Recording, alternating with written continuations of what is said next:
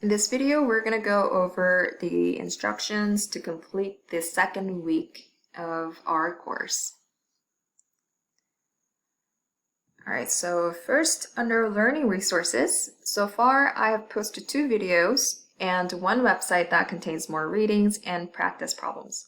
So still at this point, I'm not trying to overwhelm you guys by posting a lot of additional resources. I still think we're in the preliminary phase of math.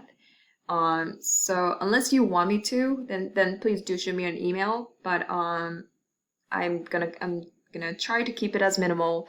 When the topics do get more abstract and a little bit more complicated, then that's when I'll be posting a lot more of the resources and also the videos that I'll be making that has to do with the homework problems. So I'll be making the homework preview videos as well as the homework review videos. Okay, so for this week's assignment, we have homework 2. Homework 2 is based on 0.3, which talks about sets, and 0.4, which is on functions. So a little note on the homework. I don't know if I mentioned this in the last video or not, but homework is graded based on the completion, not accuracy. So what this means is that when I grade students' homework, I want to see that students have spent a pretty good amount of time thinking about each of the problems that I've assigned.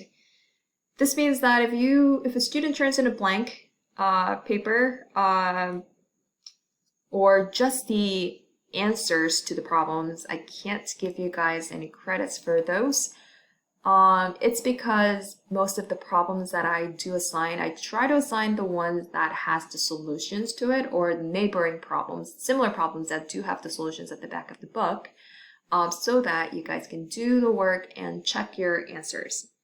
So for that reason, if you're completely stuck on how to get a problem started, then please do email me so we can set up a time to meet online so that I can help you to get started with certain problems. Okay, so that's our homework and weekly 2 discussion board. For this week, I'm asking you guys 2 questions. First question is, how much time did you spend on homework 1?